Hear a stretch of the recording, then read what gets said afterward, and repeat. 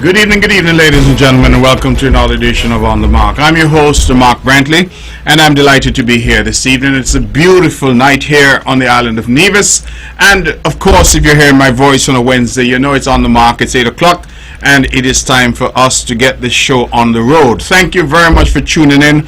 For all of our listeners here in beautiful Queen City, Nevis, those over in sexy St. Kitts, those who are listening throughout the Caribbean, those in places like Sunshine City, St. Martin, those in Anguilla. In fact, today is election day in Anguilla. Will there be change of government, or will the previous government hold on? We'll wait to hear. Good evening to all of those in Rock City, in the Virgin Islands, in the U.S. Virgin Islands, the British Virgin Islands, those who are in Puerto Rico, Statia, wherever you are in the Caribbean, good evening to you, and good evening, of course, to our friends and family in the United States and Canada and those in the United Kingdom. We know it's cold where you are.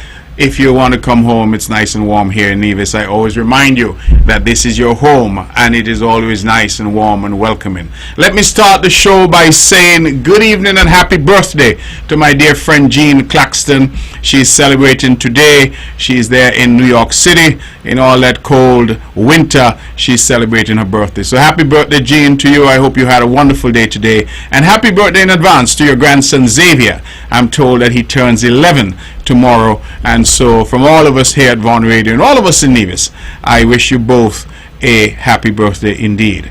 Let me also congratulate all those who have done something great. I always say that if I don't get the information, I can't speak to it, but certainly I send a general greeting to all of those, and to certainly those who are celebrating birthdays, anniversaries, or some occasion, a promotion perhaps. Then congratulations to you. Let me also sound my voice among the voice of the multitude to the great man, my friend, Jamir Claxton. He has been promoted to the position of Principal Assistant Secretary. I want to congratulate Jamir, son of Bath Village, and to say to him that I'm very proud of him. I'm very proud of his achievements. I know his mom and dad and all of Bath Village are equally proud, and I want to wish him all the very best in his new position and his new undertaking as he continues to serve the people of Nevis. So Jamir, if you're listening, congratulations, my brother, and congratulations to the good people of Bath Village. They continue to do great things. Ladies and gentlemen, let me switch from that celebratory and congratulatory mood. On my way here this evening, I got the very sad news that we had lost an iconic figure here in Nevis in the person of former matron Maureen Stapleton. Nurse Stapleton was known to all of us. She played a significant role not only to the nursing profession as a practitioner, but even after she retired. I believe she served on the Nurses Council for many, many years. She has unfortunately passed away today, and I want to extend, of course, my deep condolences to her son Al and her entire family. She would have recently lost her husband, Nelson Stapleton, who, as we know, gave us a lifetime in policing. And so we had these two wonderful and career public servants, one in policing and the other in nursing, and we've now lost them both. And so I want to extend my very deep condolences to Al. Al, if you're listening, please accept our condolences from all of us here at Vaughan Radio, from all of us here on The Mark.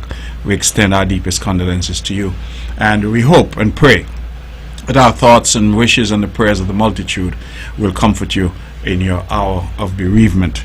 Let us remember the good that your parents would have done and the excellent contribution that they would have made to this island and Federation, Island of Nevis and Federation of St. Kitts and Nevis. Ladies and gentlemen, we have with us tonight a very special guest, somebody I've been trying to get here for the last few years, and so she's finally agreed to come. And of course, you hear me coughing a bit because I still have the remnants of a flu. I'm not feeling ill, but you know, sometimes I still get this little bit of a cough, a little tickle in my throat. Maybe it is that having her with me has made me a little nervous this evening, I don't know, but certainly I want to welcome none other than my second daughter, attorney at law, Gabriella Brantley. Gabriella, good evening and welcome to On the Mark. Good evening. Thank you for having me. Well, you're most welcome. As I said, I've asked Gabriella to be here with me from time to time so we could shoot the breeze and talk about current issues. I like to talk to young people because they are, some say the future, I say they are the present. But young people are shaping what Nevis is looking like. And Gabriella Brantley, tell us why you're here and what it is you're involved with. Yes, so tonight I'm here to support and to speak about the Nevis Youth Careers Expo NYCE. It is a non-profit organization that I would have founded in November of 2021. We are in our 4th installment, which we're going to be having next week Friday, March 7th, 2025, from 9 a.m. to 12 p.m. at the Nevis Cultural Village. So essentially it's a careers fair for the school leaving students of Nevis. So it's open to the 4th, 5th and 6th formers in Nevis to come and have conversations with businesses from all around Nevis, sort of network with them, speak about future career opportunities and options and where they can go, moving forward in terms of their career paths. So that's what I'm here tonight to speak about. Good. So you would have certainly had this idea to form, how do you call it, NICE or NICE? Yes, so Nevis Youth Careers Expo, but we call it NICE for short. Yes. NICE, Nevis Youth Careers Expo. So you had this idea 4 years ago, but you have a cohort of individuals who work with you. Yes. So you have a team. Can you tell us a bit about your team and how it is that you've kept this going for the 4 years? Of course. So my co-director is Miss Janelle Nisbet. Well, Honorable Janelle Nisbet now. She wasn't honorable then when she became my co-director. She was always honorable. She just wasn't in cabinet. Right. She wasn't in cabinet at the time when we founded the Nevis Youth Careers Expo. And then we have several members who come and help us, on the day, in preparation, sending emails prior to calls. So off the top of my head, Shakana Thomas is one, Jakita Thomas is one, Erin Brown is one, who helps us a lot. So these are people, Tyreek Iflin. But Erin isn't here. No, Erin isn't here. Oh, but he still helps from abroad. That's the beauty of technology. So when we send our emails, etc., Erin doesn't actually have to be present in Sinkerton Nevis in order to do so. So he makes his calls and he sends emails without having to physically be present. And he's helped us tremendously this time around. Yes. Okay. Are there any other persons? I had interrupted you, so. Yeah, so there are quite a few that come and help. There's Tyreek Iflin, who comes from time to time. Shakana, as I said, Thomas, who's a really good friend of mine. Jakita Thomas also comes and helps. Of course, Janelle Nisbet would come on board and also assist. We have several persons who come, back and forth. I hope I haven't forgotten anybody in my haste. But there are several persons who do contribute from time to time. We have Catherine Seabrooks, of course, I can't forget Catherine, who assists us also with, our posters, disseminating information, etc. So she's also been really helpful this time around. Okay, so tell me a little bit about what the thinking was that gave birth to NICE. What motivated you and ultimately your colleagues and your cohort of volunteers to do this? Because at the end of the day, it is a volunteer exercise. Nobody's being paid. No. So what would have been the motivation? So I think the motivation was twofold. So I would have gone to 6th form in the UK. I left Nevis after 5th form, after doing my CXCs. And when I was in England, I was introduced to many careers actually through very similar careers expos and careers fairs. In fact, at the school I attended, they were actually mandatory to go to these careers fairs. And I thought to myself, why we didn't have something akin to these or similar in Sinkerton Nevis. And I asked my colleagues, friends, and none of us could have thought of anything that was in any way similar to what I would have experienced in the UK. And so that was definitely one of the main reasons I wanted to have something similar, so persons really could get a sense for what was out there and to really start to think towards their future and to start to network with the right individuals. I think the second reason, I suppose, on a more emotive level, was the fact that I find at times we are slightly, I'm going to use the word unfair, for lack of a better term currently, but I find we're slightly unfair towards youth who we see, maybe straying, going down a path that we don't term favorable, doing something they're not supposed to do. I think we're slightly unfair to them in the sense that we're quick to point a finger at them, but we're never quick to provide a solution. So it's very, very easy for us to say, okay, this person isn't doing what they're supposed to do, but how are we helping them to sort of get back to the straight and narrow and do what they're supposed to do in the end? So I thought, why not be a part of the solution to some of these problems that youth are facing in St. Kitts and Nevis? I am very grateful. I had people like you in my life and my mom who, kept my sister and I, stable. We were raised in a particular way. We were told to excel and exceed, and we had direction each and every way. However, I know that there are lots of young people. I understand that there are lots of young people who do not have similar upbringings and don't have the sort of opportunities that some like us may have had. And so opening the door to those persons to have those sort of opportunities, have people come in who can assist them and who could speak to them about things that they may not have previously sort of been involved or engaged in, I thought was very important. So those are my main two reasons for doing what we do. Do you think that there is somehow additional value in young people speaking to young people? You have individuals like myself. Obviously, I am the Premier of Nevis, and Yes. I'm a bit long in the tooth now in terms of age and being in public life. I've been in public life now for 20 years or thereabouts. I get the impression sometimes that people generally, but more so young people, since we're focused on the youth this evening, that they kind of tune out. That individuals like myself, even on this radio show, I'm constantly preaching, I'm constantly talking about being responsible, doing the right thing, working hard. But somehow I get this sense sometimes that people maybe tune in, they're on social media, they see the show pop up, and they listen to about 2 or 3 sentences, and then they just shut off because, Right. they're not involved in that, or they don't want to hear that. Do you think that young people, speaking to young people, that has more cachet, it has more value to it? I certainly think there's more value. I think we understand each other more. Clearly, we came from the same generation. We went to school together. So we're sort of abreast of the sort of issues that we're currently facing as young people. So I definitely think that there's the advantage of that, young people understanding young people. But on that topic of young people, I do find as young people that we often wait around a lot for older people, perhaps like yourself, to do something for us. So for instance, with this Youth Expo, wait for, the Ministry of Education to do something, or some other, adult that we deem responsible or qualified to do something for us. So I think it shows youth as well that they can equally get up one day, decide, what, my community needs something, no one else is doing it, let's get together and do this. And our team is solely young people. I think the oldest person on our team is maybe 28, 29. At most. So we're all young people, and I think it shows other young people that they too can do something in their community without the need for the ministry, without the need for any sort of governmental assistance, but just to do it because they see that there's a need for it. Yes. Well, I actually like the sound of that, because it is something that I myself have been advocating for. We have developed into a society where everybody expects the government to do everything. Yes.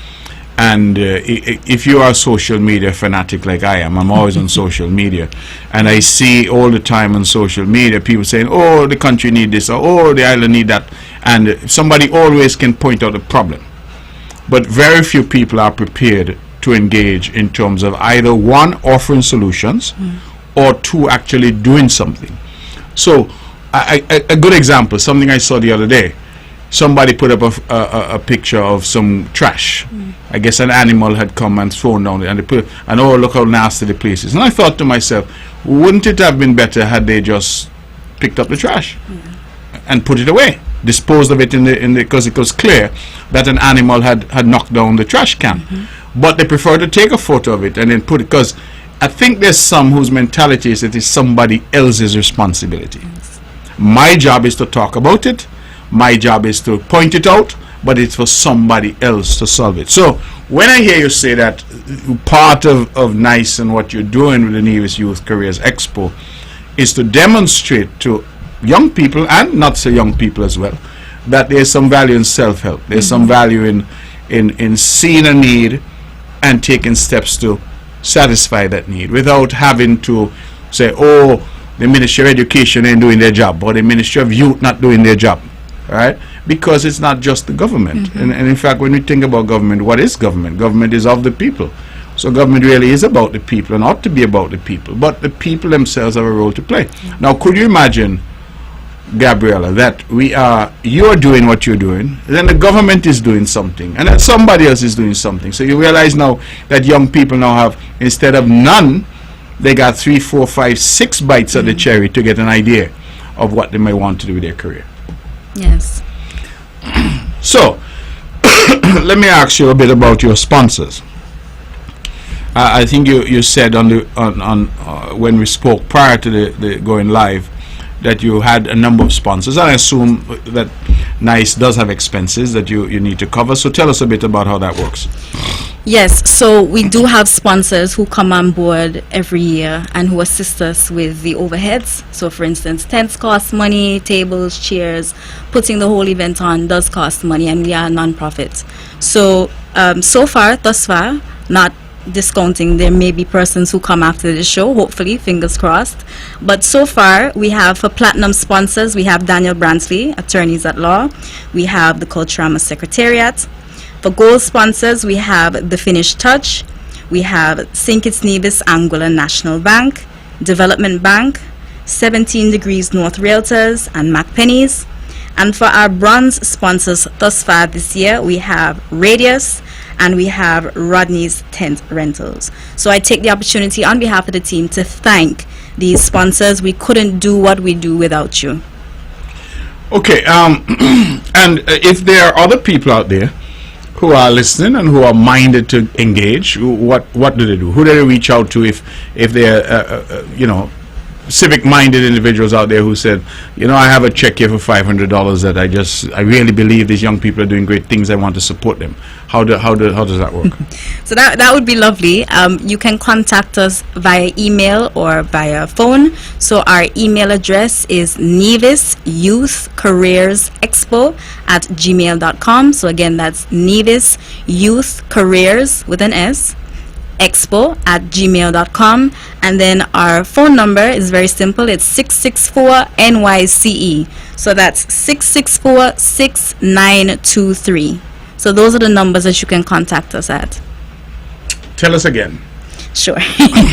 So email nevisyouthcareersexpo@gmail.com. Careers with an S. Careers Nevis with an S. Youth Careers Expo. Correct. @gmail.com, and our contact number is 664 NYCE. So that's 664-6923. And so if persons want to assist in terms of volunteering, or they want to assist in terms of sponsorship, yes, it's not too late. No. It's Okay. not too late. All right. So I assume then that you have your sponsors. You also, since it's a careers fair, you also anticipate having individuals there who are coming to basically talk to those attending about various careers. Yes. Is it that you have employers? How does it work? Who do you have in your boots at these career fairs? So it's a bit of a mixed bag. We tend to have persons of different professions, some employers, some employees. So for instance, I don't want to give too much away naturally before the event, but we do tend to have, a medical team, various medical practitioners who do certain things. So not all of them will be GPs. Some of them will focus on different aspects. On other aspects, we tend to have a large legal contingent. So persons who practice for the legal department of the government. We tend to have quite a few bankers. So persons who work in the various fields of banking. We have accountants, entrepreneurs. So we have it's a mixed range of individuals, both employees and employers, who come and speak to the students about their career fields. Yes. And the students, you say you target fourth and fifth formers? We tend to target the school leaving population because we think that's the So sort that's of fourth, fifth, and sixth formers. Yes, because that's the sort of time we were hoping at least that students start to think towards the future, their future career options, where they're going to school. So we tend to sort of focus on them. We've been getting requests to bring along younger students. Of course, logistically, that's a little harder. It requires a lot more space, a lot more infrastructure to do. So we're looking into it, but for now, we're focused on the school leavers. So fourth, fifth, and sixth formers. And let me ask you, so I'm a sixth former. Yes. I'm graduating from sixth form. I'm not sure what I want to do yet. But I may want to go away and study. Yes. Or for that matter, study online, which is quite popular now. Do you have universities and all those present as well, or people who can guide you in terms of an academic future, if that's what you have in mind? Yes, we do. Again, trying not to give away Right. too much. We normally have some regional institutions. UE, Open Campus, is usually present and engages with the students about courses at UE, both in terms of the Open Campus online, as you would have mentioned, but also in terms of going to a physical campus, Cave Hill or what have you. We tend to have recruiters there as well. For instance, again, as an example, we have Education USA, which comes from time to time, and they're an institution that looks for talent and recruits them and finds a home for them, a university for them where they feel like they would be best suited. So that's just an example, of course, not giving away too much, but there are institutions, to answer your question there, yes, who are promoting, their various schools and programs, yes. Okay, well, thank you for that. The broader context then, so tell us again, when is the expo going to happen? Of course. So the Nevis Youth Careers Expo is happening next Friday. So that's Friday, March 7th, 2025. It's from 9 a.m. to 12 p.m. and it's at the Nevis Cultural Village. Yes. Okay, so that's when it's happening, and we expect therefore to see the students, from CSS, from Yes. GSS, from Nevis International Yes, School. yes. So what if I'm out of school, but maybe still unsure about what I want to do? So I'm not 17, 18, 19, I'm 21. I may be in a job, but I'm not sure if that's what I want to do. I mean, can I come along as well? Yes, well, ultimately it is a youth careers expo, and your youthhood, that doesn't sort of stop after you graduate from sixth form or fifth form. So I would say yes, that it is also open to young persons generally to come in and to have conversations with the businesses that are present. Yes. So Okay. it is open to them as well. All right. So, ladies and gentlemen, it is creeping up on 25 minutes past the hour of 8 o'clock. This is On the Mark. I'm your host, Mark Brantley, and I'm very, very proud and privileged to have with me this evening none other than attorney at law Gabriella Brantley, who is the founder of NICE, NYCE, Nevis Youth Careers Expo, and they will be having their 4th annual expo where they hope to assist young people in deciding their career paths, where they're going to have employers, where they're going to have various people to give advice, and that happens on March 7th, Friday, March 7th, at the Cultural Village. Yes. They are open for sponsorships, they are open for volunteers, and they're asking for people to come out. We are having a conversation about that, but also a broader conversation about youth, inspiring youth, youth empowering youth, and there is a sense that sometimes in the country, Gabriella, that young people should sort of step aside or stay in the back. Growing up, not probably in your generation, but certainly in my generation, we used to have this thing where they say children should be seen and not heard. That was drilled into us, and that, I think, led many young people to the view that they ought not to have a view. They ought not to express a position. And I keep saying to Nevisians that we need to break out of that. We are not, of course, encouraging in any way, shape, or form that our people be rude or insolent or disrespectful. But our people should have a view, whatever that view is. And if that view is to say to someone that we do not agree You can disagree, you can offer your own ideas, and I keep saying that we must learn in our country to disagree without being disagreeable, because I think the two things are fundamentally different. But the ability of young people to have a voice, young people to say, this is where we stand on issues. It always troubles me that as the leader of this little island, and as somebody who has been in public life for a while, that we sit in cabinet. Cabinet comprises what? 3 elected, 2 nominated, plus a cabinet secretary and a legal advisor. So we're talking about 7 people in the cabinet. 7 people who sit every Wednesday for a few hours and make decisions that impact 13,500 people. A significant number of those 13,500 people are young people.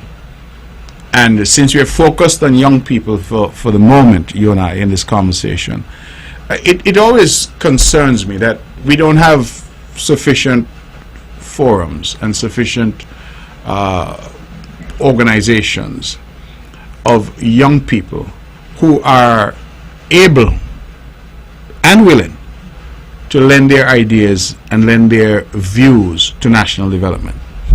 A lot of times when I engage with young people, first of all, I'm a politician, and so they say, oh, I'm not involved in politics. So they turn their back right away, because the perception is that they don't want somehow to be tainted. And I keep telling them, in fact, I say something, and I hope the preachers out there aren't upset with me. I'm not trying to blaspheme, but I say Jesus Christ was the best politician ever.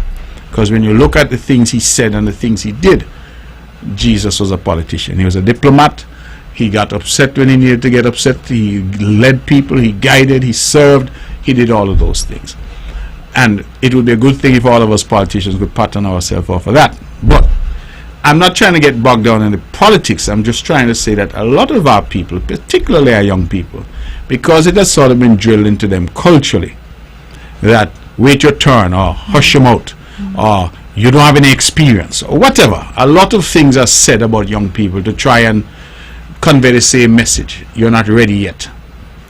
And I ask the question rhetorically all the time, well, when will you be ready?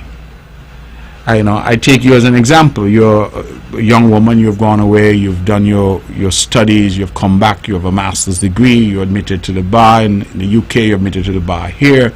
When then is your time? If your time isn't now, I'm not trying to bash people with experience, but experience can only come from opportunity, from people being given the opportunity to get experience. And if the attitude in some quarters is that you ought not to get the opportunity because you're young. So I go back to what I said earlier about, for me, what the tremendous value and symbolism is of NICE is that it is young people doing it for young people. You don't see anybody looking like me there, right? Saying that I am advising or helping. They see people like you, they see your colleagues, they see people who have done something, gone off to school, started a little business, whatever the case may be.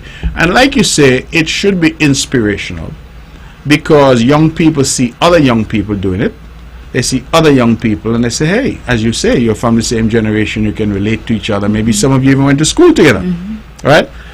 It is something that I think we need to embrace as a community, rather than, as I say, to continue to, in some cases, be hostile to young people. We need to embrace them, because they are the ones with the energy. They're the ones with the ideas. Last night I had a document I needed to convert from one format to the next. I sent it to your sister, Brianna. I said, Brianna, convert this for me. And within a few seconds, I had it back. Yes. I'm ashamed to say I didn't know how to do it myself. But young people, the things that, for example, we struggle with at my age, young people know these things almost instinctively, right? So, how again do you feel about this whole idea of young people having more of a voice? Young people being put in a position to lend their voice to national development. In your case, you're doing something with careers and advice. But overall, and guiding, because you made a fundamental point earlier when you say that when young people go astray, all of us come down. Young people today, they're lazy, they're this, they're that, they're the other. You hear all of these negative comments. you don't often hear when young people do well that people are lifting them up. And you don't often hear any discussion as to why it is that some young people may go off that straight and narrow where we would like them to be. So how do you respond to that? That we need essentially more people who are like you in the sense of age and all of that, who are willing to come to On the Mark and get on the mic and have a discussion. Yes. You know, have a discussion. Not trying to be controversial or trying to disparage or talk down to anybody, but just have a conversation. Issues arise. What could be some of the resolutions to those issues? What are some of the ideas? How can young people lend the energy? Because young people have boundless energy. How can they lend that to national development?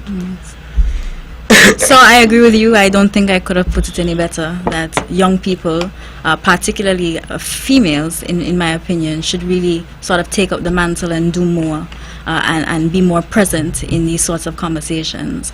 But I won't lie to you when I say that we are normally fought down when we do try to enter these sort of conversations. I can tell you from my own personal experience, having founded NYCE, I have often heard the rhetoric that, you know, what sort of qualifies me to do this kind of work?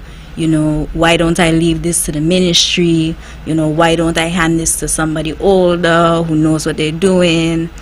And, you know, you listen to that rhetoric and you drop certain things, and then in the end nobody does them because nobody else is as interested in you as doing them. Had I not taken up NYCE, who knows, up to this day we may not have had a similar careers fair in Nevis. So I think the goal is really to just continue to push NYCE, to continue to get young people involved, and hopefully to encourage more young people to get involved in youth empowerment, but more generally, as you were saying, to get more involved in issues that arise within St. Kitts and Nevis. I think it's very important. As a younger generation, we often see things that maybe the older eyes don't see, or maybe the older people don't really go through as much as a younger generation. So I do think that there's some merit to us getting more involved. Well, I'm happy you said that. I'm going to segue a bit because we are in the debate season. I know that you were a debater in your day, and still very much, you know, enamored with the art and the cut and thrust of debate. You have, I know, been assisting the team from time to time. So Team Nevis is headed off to St. Martin, where they're going to defend their championship. You were part of a championship team, weren't you? Yes, of course. Forgive is me. that a question? Of course I was. Forgive me. Ladies and gentlemen, this is On the Mark, and I just put my foot in my mouth clearly, so I apologize. So you were part of which team was it? Which was a championship team? Yes. So I was a part of two LIDCs. I was a part of LIDC in 2016. And in LIDC 2017. In LIDC 2016, we went to St. Martin. I was seconder to Miss Neela Jones, and in that debate, I would have come out as best speaker. And then in 2017, we were in Nevis for that year, and the team of Ralje, Kejel, and myself, we were the first winners, so to speak. So we would have started the trend that we're seeing now. So your team did not win in St. Martin? Our team did not win in St. Martin. All right, so you won in Nevis. We got the practice we needed to match them up in Nevis. Yeah, but you know you win in Nevis. That the Nevis judges win in Nevis. That's okay. That's okay. The year after, we won. Where? I believe it was, if I'm not mistaken, Anguilla. Okay. The year after that, I believe we would have won as well. So we have a trend now, as you see, which started with Ralje, Kejel, and myself, of winning. You know, we started at a winning trend, and which I'm very proud of. But on other sort of different notes, you know, I have been speaking with DeJono Libert closely, who has been assisting the Team Nevis on their journey to St. Martin, on their journey to winning the LIDC this year. And I wish them all the very best. So let me ask, so if they win this year, it would be a repeat or 3 times in a row? I I'm think not it'd be sure. I would have to check, but it's at least a two-peat. I'll Okay, say well, I that. know they want in St. Yes, Kitts, right? yes, it's at least a two-peat. So I'm wishing them all the best. You know, I was a judge in a recent debate that they held, an in-house debate, and let me tell you, those kids are phenomenal. You know, I would say they're better than we ever were at our you know at our stage. So, you know, I really think they're going to go and they're really going to wash them out. That's my opinion. They're really, really, really good. And I'm sure that was many months ago. They've honed their skills since then and they're good to go. I have no doubts that we're winning this year. Okay, well, there you have it. You've heard it from a debater herself that there's no doubt that Team Nevis is going to win this year. Gabriella Brantley, we're going to open the lines and take a Yes. few calls. I know that you have other things to do, Yes. so you can slip out, of course, at any point. But there may be people out there who would want to find out a bit more about NICE, who have a question or two. So we're going to open the lines. The numbers are 869-469-1616. And 869-469-1700. And the phones are lit up already, so let's go. Good evening, you're on the mark. Hello? Good evening. Good evening, you're on the air. Hi, I would like to compliment your daughter on what she said this evening. I do believe that there are young persons out there who have things they want to do and are willing and capable of doing such things. However, I feel like when there's a time that a young person speaks up, it's not actually welcomed in our culture. It's not actually looked upon as something great. It is something that is often shut down. We are often shut down. I myself have been in situations and witnessed situations where persons have wanted to do stuff, has seen the problem, because I find that we as a country are very reactive and not proactive, and would have seen something and we make our voices known. But as soon as we do that, we are seen as insolent or aggressive. And there are avenues for us, some avenues for us to express ourselves, but they are not enough. They are not enough. That's why I can commend your daughter. What she's doing is very admirable. But there are not enough opportunities. My expertise would be agriculture, and there's not enough. And me being a woman in agriculture, there's not enough expertise in that area for even persons willing to listen to us in that area, for us to be able to make a positive impact. So can I ask you, caller? I think you make a very, very valuable point. And I certainly, as the leader of this island at this point in time, I'm saddened to hear that, because we do need your voice and the voice of the youth. We do need your expertise and your energy. I 100% agree with you that part of our culture seems to be that if you're young, as I said, when I was growing up, we used to hear it every day, young people, you are seen and not heard. That means hush your mouth. Or you don't hear big people talk. The idea is that, you know, if you're young, you have nothing of value to say. But I believe with the level of education that we now have in the community, the level of exposure that we have, that it is time for us to change that. One of the things, however, that I have learned in my life is nobody's going to give you anything. If young people, as Gabriella mentioned earlier, are simply going to sit back and say, we're waiting for the ministry to organize something, or we're waiting for somebody to organize something, it's not going to happen. Because, believe it or not, there's some people who are still of that mindset that young people should sit in the back of the bus if they're allowed to get on the bus at all. So, I feel that the best approach to this is just to do it.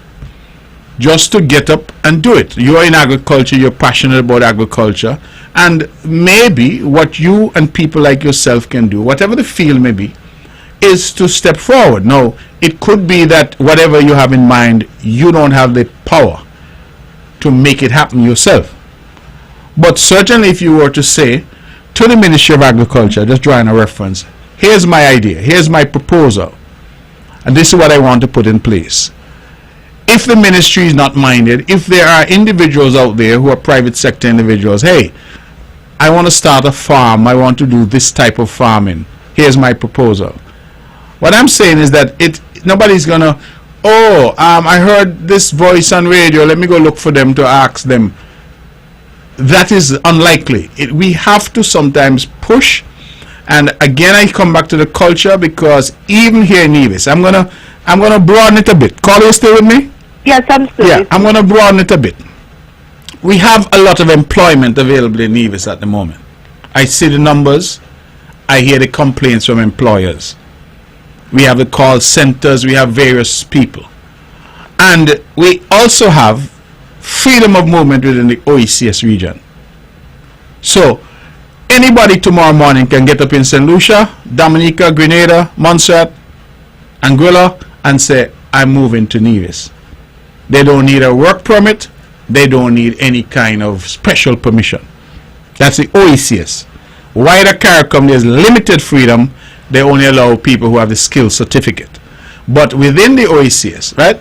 And I hear from employers all the time, oh, they're getting workers from Dominica. That's a very popular place now where workers are coming from. They're getting workers from this place or that. And I say, but we have young people here, and they're like, well, nobody's applying, or they don't get the impression that the young people here are pushing. When I talk to young people here, Nivisians, and I said to them, hey, so and so, I had a young person say to me quite recently, oh, me not about to apply because me not going to get you. And I said to that person, but if you do not apply, you are guaranteeing yourself that you won't get through. That's like me saying, oh, me ain't going to bother buy a ticket for the lotto because me ain't going to win. But if you ain't buy a ticket, you know definitely you cannot win. So I wonder sometimes if that same sitting back, let me use that language, that same, let me wait for somebody to call me to give me a job. Let me wait for somebody to reach out. Let me wait for somebody to ask me what my opinion is. Whether or not that is culturally part of the reason why young people are not prepared, it seems sometimes, to step up. If you would allow me to rebut, I do agree with you in some sense. However, I feel that if it is not a united effort, I can try for sure. But when there are persons who are out there who are deliberately trying to pull you down, and you're trying, we as a country, we have to have support. I cannot move, or the persons who are interested cannot move an island in a day. They cannot do it all alone. It takes the combined effort of everybody to make change. If I'm trying to make change all alone, yes, I can, but I think it was the Bible who said one can kill 1,000, but two can put 10,000 to rest, something like that. I don't know. But we all need help sometimes. No man is an island. If I'm trying to do what I can do what I can. And that is all that I have. I must understand that I have limitations. But unless we come together like united people and work towards a common goal, that is not going to happen. I do agree with you. Some persons, they try, they get a little fight down, and they decide, okay, that's not for me. Unfortunately, that's not the attitude I have. I am a tryer, but everybody is not like me. Until we are unified and working towards a common goal and not fighting each other down like crab in a barrel and wondering, okay, well, who she come from, what party does she support, where she live, who she people be. Until we remove that mindset, we will not be going any further.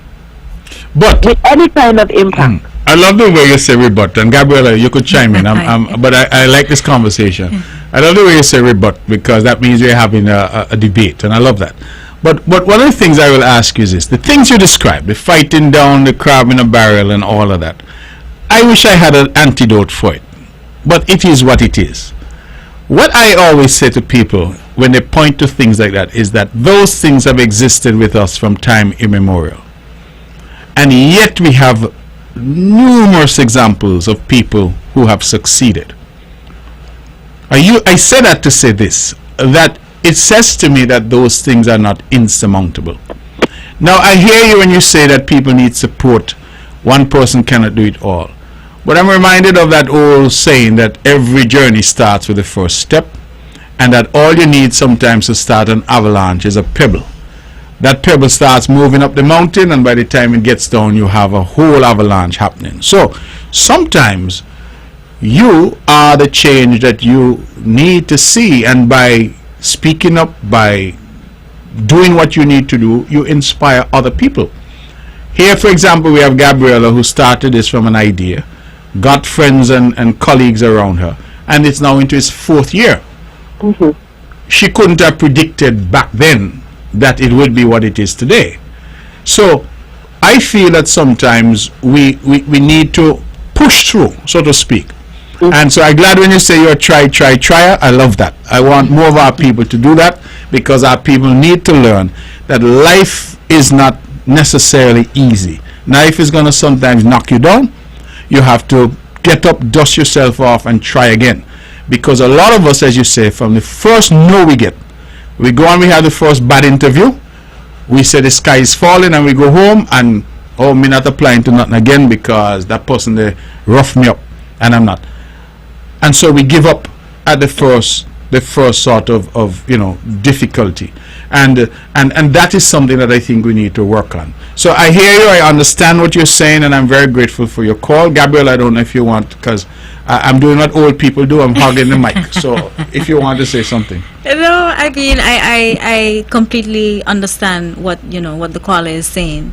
NYC is in its 4th year, but it did have its fair share fight down. Trust me, as I said, all the people who say, you can't do it, or why you don't get a ministry to do that, and why you're bothering with that, and it got its fair share fight down. And I agree with you in the sense that there's this mentality amongst all the people where before you even open your mouth, you have a young looking face, you're female, you're immediately disqualified from a lot of positions without you even standing a chance or opening your mouth. So I completely agree with you in that sense. And as the host would have indicated, I do agree there's no real antidote for it, but us just being strong women, being resilient and pushing through regardless. It is hard. Well, I do hope, yes. I do hope if I ever have the opportunity to cross paths with you, yes, or the premier, that I will see that you all live up to your words, and that I get the support, because as I said, I am a trier, yes, and I'm very interested in what you're doing, Miss Brantley. So if there's any way I can get involved, you can take my number if they have caller ID over there. So well, I agree what you're saying. There's no antidote.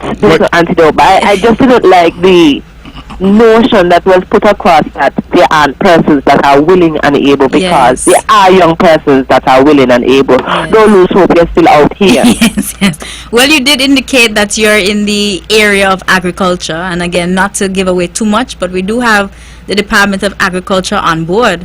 They're there to have their own tent and table at NYC. So if you'd like to come on board and assist with the department, we would be very, very happy to have you.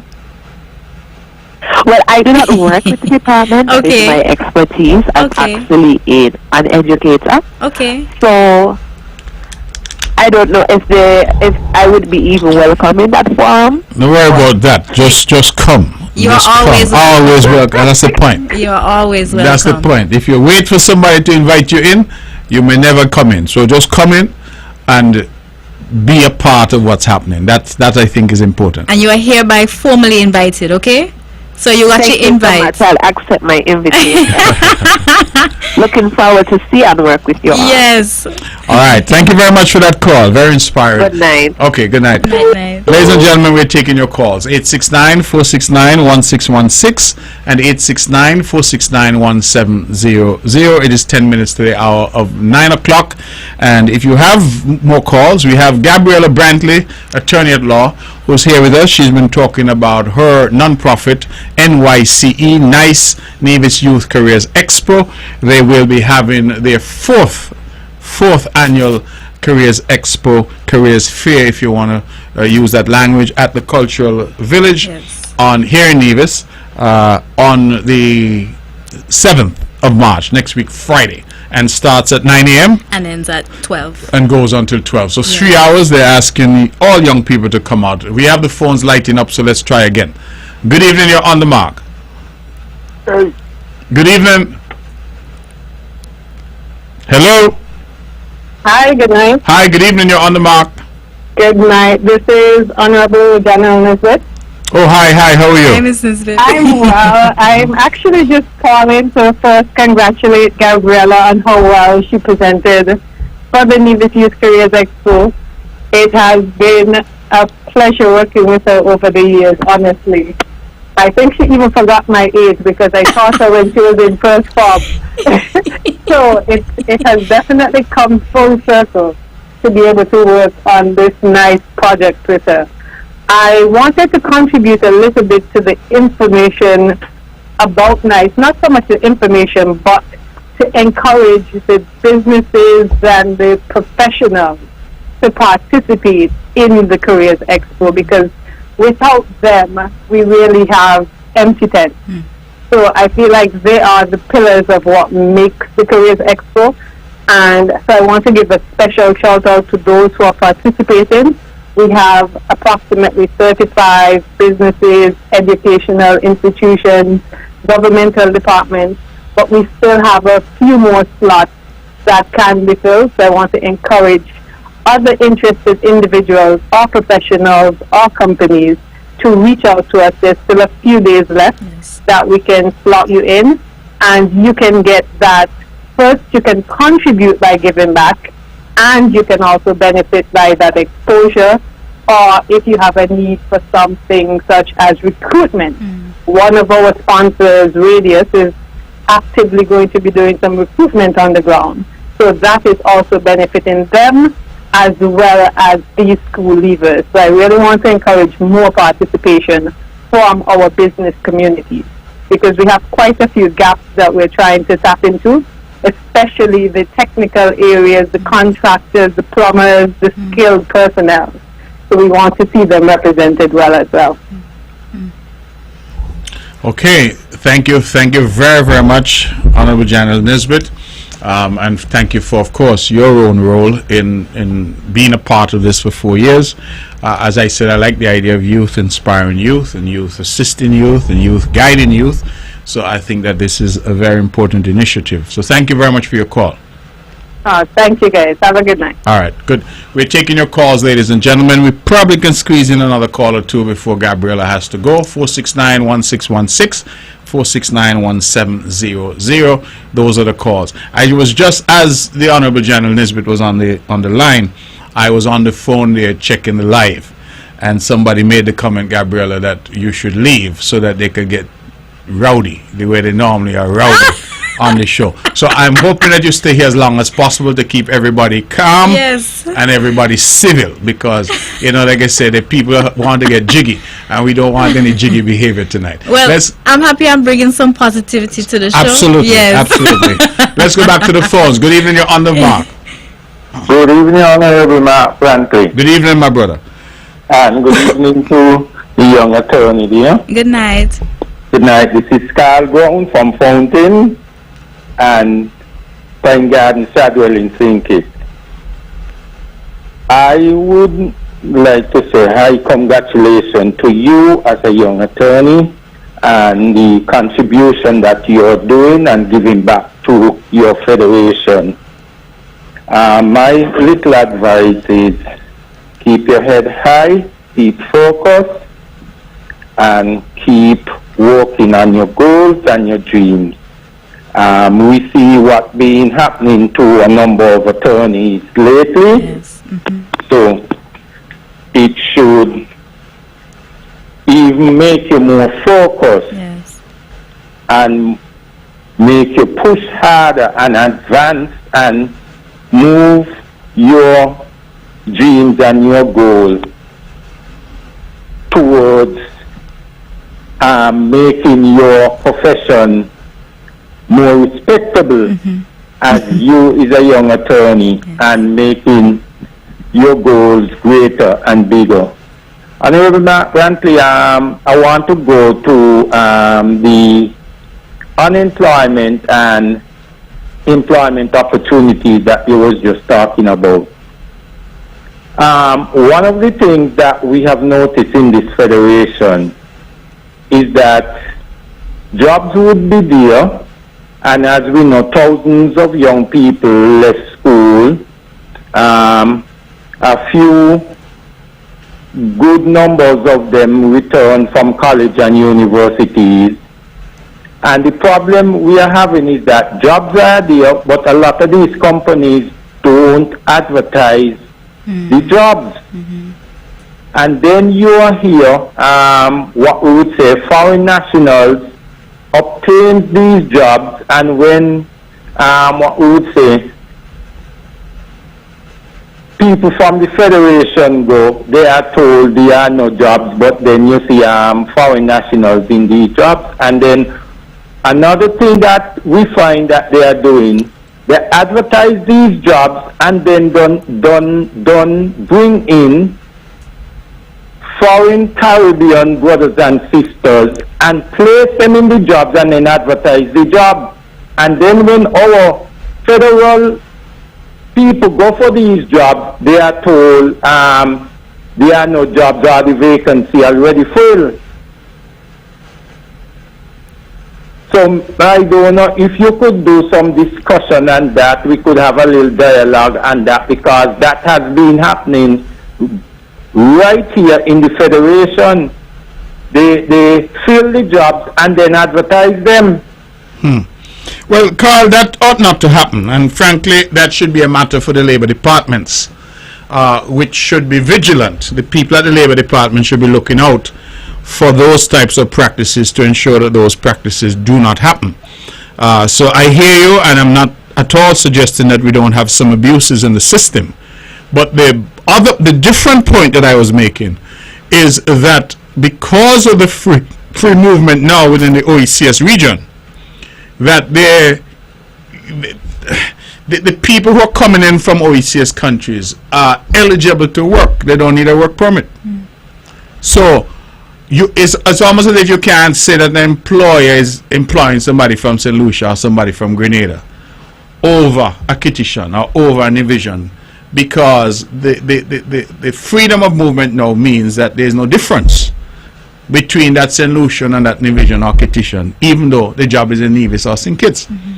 Before, you used to be able to, for want of a better word, discriminate and say, well, we're going to make sure that this is a local person, Division or Kitishan, gets this job. Now with freedom of movement, you don't have that same type of provision, because they don't need a work permit. You can't deny them the right to work.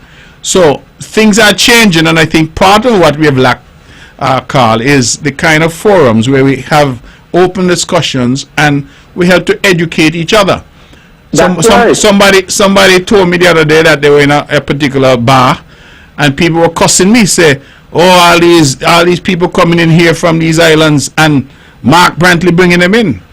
And the person said he was trying to explain to them that really and truly Mr. Brantley has nothing to do with it. If people decide tomorrow that they're getting up and they're moving to Nevis or they're moving to St. Kitts, once they're from the OECS, you can't stop them. There's nothing that you can do. So I think that forums where we try to get our people to understand. It's lack of education. That's a part of it for sure. That's definitely a part of it. And not only that, lack of discussion in different forums. But one of the things too, when you call for these forum town hall meetings and things, 10 people show up. And then when things happen, when this happens, we not know that, but when it was advertised that town hall meeting will be held in B, town hall meeting will be held in C, the people don't show up, so they don't know what's happening. And one of the biggest things we are having now, Mr. Brantley, is that a very small number of people are listening radio now. Everybody got something in the ear playing, some kind of foreign music. So they don't know what's happening in the country. And when things happen right before their eyes, they say they know nothing about it. How many people are listening this talk show tonight and listening this dialogue and this great conversation here where they could learn something, and know what is happening throughout the 8 years. They have a white or black thing in the ear, or they have some big thing cover the ear playing music, or they have a game button in the hand and they're playing games. They're not listening to things like this, which is very educational and good for them. All right, Carl, we'll leave it there. Okay? All right, sir. All right, thank you, my brother. Gabriella, any parting words? I know you did say you have other commitments. Oh, well, I just sort of part with you to just, again, encourage businesses, as Ms. Nisbet would have called in and said, to participate. I think we've extended up until, I believe, this Friday, February 28th, sign-ups. So if you are a business, if you're listening, and you have an interest in coming on board and speaking to young people about what you do, how you do it, your journey to get where you are today, then, I'm encouraging you, again, to reach out to us. Again, the means of reaching out to us are email and via phone. Email being nevisYouthCareersExpo@gmail.com, and our phone line being 664-NYCE. So you can use either of those forums to contact us and to sign your business up. Again, we've extended until Friday, so you have the opportunity still, if you're interested, to come on board. And I take this opportunity also to encourage the young people, particularly the 4th, 5th, and 6th formers here in Nevis, to come in, participate. This event is ultimately for you. It took a lot of work, trust me, so I'm really hopeful that you will take advantage of the hard work and you will speak to the persons who came to, engage with you, and that something comes of it from you or for you. So that's all I'd say in parting, encouraging persons to come on board, either as a participant, as a volunteer. We always need persons to come and assist us the day before in setting up, tents, chairs. It all takes a lot of time to set up at the village, and of course in taking them down after the event. So if you're interested in volunteering, if you're interested in participating, then we'd be very, very, very happy to have you. And again, you can use either of those means of communication to contact us and let us know that you're interested. Okay? Thank you again, Mr. Host, for having me. Thank you very much for coming. It took a lot of years, but you're finally here. I'm here. And I hope this won't be the last visit. I think we enjoyed having you on the program. So Gabriella Brantley, attorney at law, who came and spoke to us about NICE, the Nevis Youth Careers Expo, and their 4th anniversary expo that they will have March 7th, that's next Friday, 9 a.m. until 12 noon at the Cultural Village right here in Charlestown. One and all, I asked to come out and support this event, what I call youth helping youth, youth inspiring youth, youth being there for youth. They're doing it all for themselves. And so, Gabriella, congratulations, and I wish the event every success. Thank you very much, and get home safely. I will now continue with the rest of the show. Ladies and gentlemen, for those just tuning in, it is now 5 minutes past the hour of 9 o'clock. That means we have almost an hour left, 55 minutes left in the show this evening, and I am certainly taking your calls at 869-469-1616 and 869-469-1700. I had my press conference, my monthly press conference just yesterday, and I would have shared a significant amount of information with the general public, as I do every month, from the various ministries. I would want to thank the members of the press, and of course thank Von Radio, which has been with me on this journey. Every month they're there to broadcast our press conference, and I'm delighted. You can, if you ever miss these press conferences, go on to our websites, Nevis Newscast website, NTV, you will find them there, or to go on YouTube and have a listen. They tend to be about 2 hours, a little longish, but there's a lot of information there about what's happening on the island, and so I encourage you to do that. We do them every month. We don't have a fixed day or date in the month, but we certainly do them every month, and that was a campaign commitment that we made way back in 2017, and we've kept it until now. Let's go back to the phones and take some calls and say good evening to you. You are on the mark. Yeah, good night. Good night. Good night, hey. Mark, I would like to say happy birthday to Clinton. Clinton Labour in panel. Mm-hmm. Boy, live in Singapore. Today's his birthday? No, boy, no, happy birthday, 20th. The 20th is his birthday? Yeah, because you only get birthday every 4 years. So I'm young boy, you know. Listen, I was in St. Croix and I finally met the man named Meow. Oh, you? He said, Meow? I met Meow. He said, tell you hello. I know the man all the time, man. I know his name Meow. Yeah. Boy, yeah, I mean. But he told me to tell you hello. What's up, boy? You're listening right now. You listen right now? Yeah. Hey, Meow. Hey, Meow, hear him. Alright. Yeah, alright. Alright. Thank you. Okay, we're continuing to take your calls. 869-469-1616, 869-469-1700. Those are the numbers to call if you want to be a part of this show. Now, I use the time, as I said, to do an update and to bring the island up to date. But I recognize that not everyone listens or has the opportunity to do the press conference. But I would have raised a number of issues. I wanted tonight to just touch on the issue of water, because our drilling program continues apace. We had a bit of a setback in that we were drilling at Decence, that is not far from Best Buy supermarket in Gingerland, and having got down to, I think, just over 700 feet or thereabouts, it appeared that the drill bit broke and broke off in the well. That created some tremendous problems. So we've had a setback.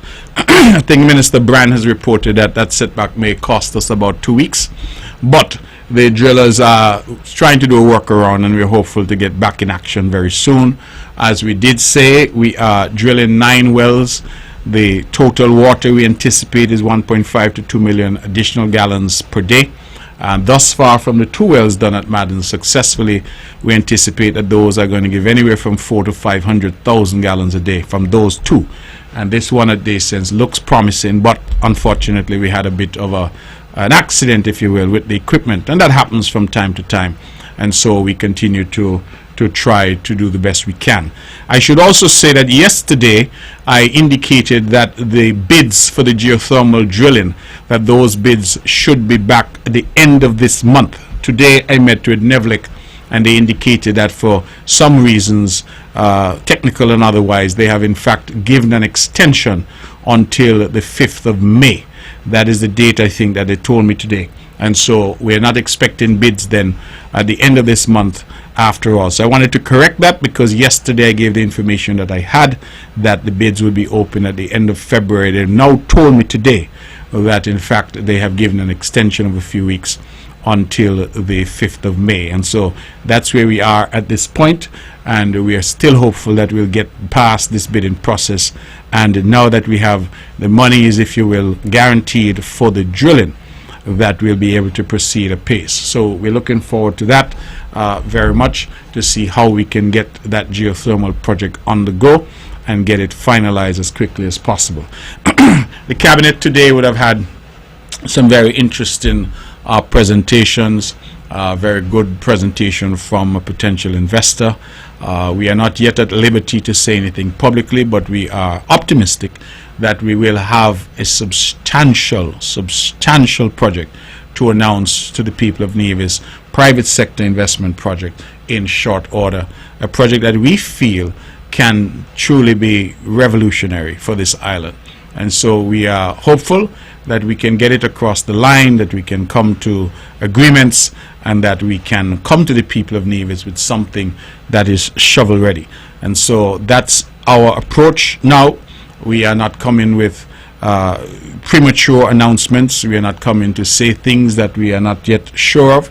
We are hopeful that when we do come to the people of Nevis with a developer, then that developer has all the ducks lined up and can deliver. That has been the difficulty that we've had over the years, where many developers have come and promised that they would do developments and they're not delivered. And so we are taking a different approach where we're insisting that those developers show us that they can deliver before we say anything. But the signs are very encouraging. I can say to the public that Nevis is attracting a tremendous level of attention, not just in the international press, but also attention in terms of local investment, foreign investment. We are seeing a substantial uptick in terms of what's happening on this island in terms of investment, jobs, job creation, and economic growth. I spoke to someone just recently who indicated that every business person that they talk to in St. Kitts is looking to set up some operation on Nevis, and we welcome that. We welcome Nevisions setting up businesses. I continue to be very committed, and the government continues to be very committed to small businesses, micro businesses, women and youth-owned businesses. In fact, the micro funding that we have available, that $5 million that we got from Taiwan by way of loan, that amount is now being unlent to small businesses and women and youth-led businesses at 3% interest. And that gives a maximum of 100,000 EC dollars seed money. Of course, not everybody gets 100,000, not everybody needs 100,000, but that's the maximum. The idea is really to give people that hand up that they need to put their idea to work and to create small and micro businesses, which we hope over time will grow.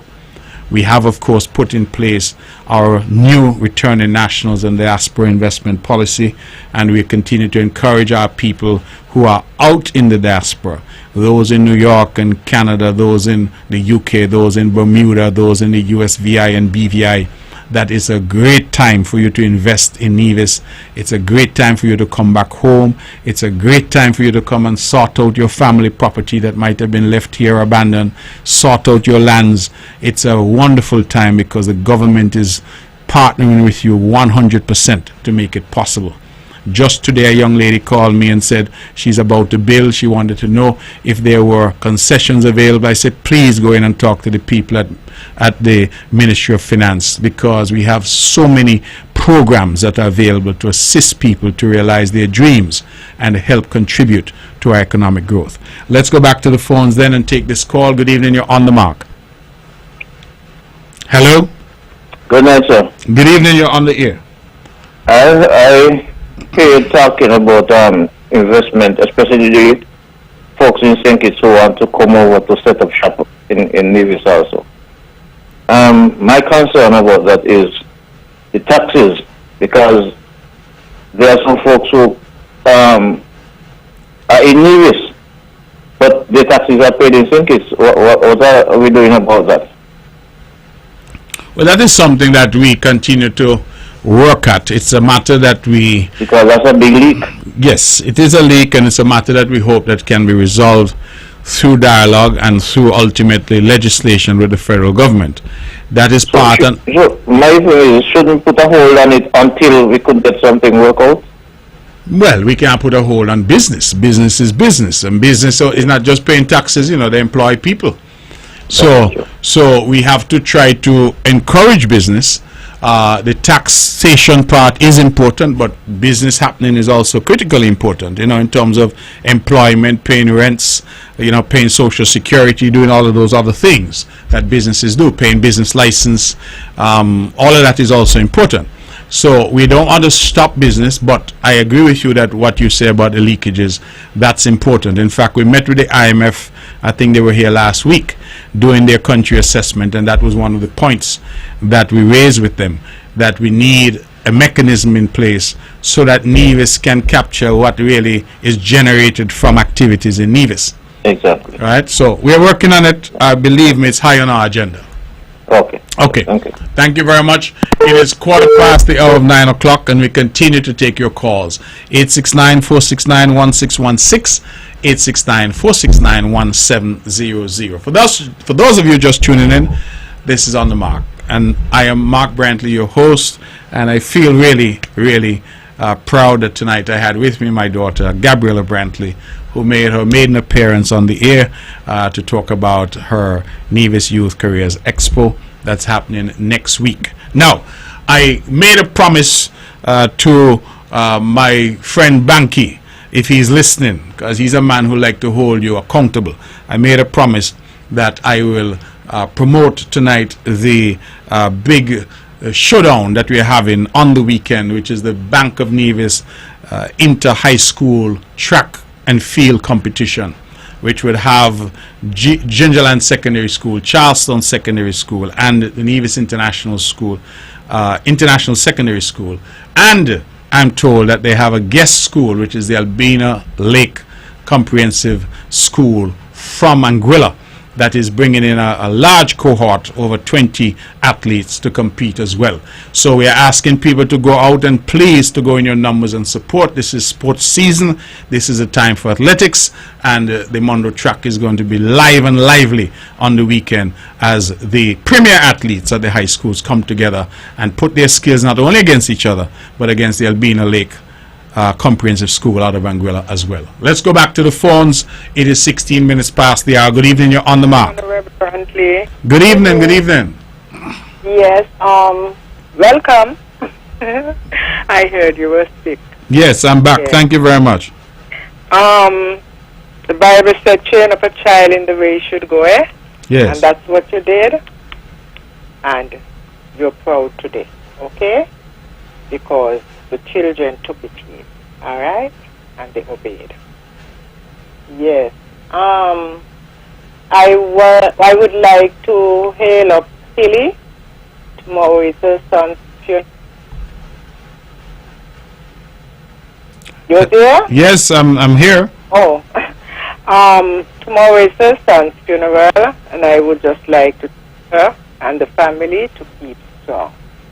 And God is in the midst of everything, and He will take them through it. Okay? And you do have a good night, and God bless.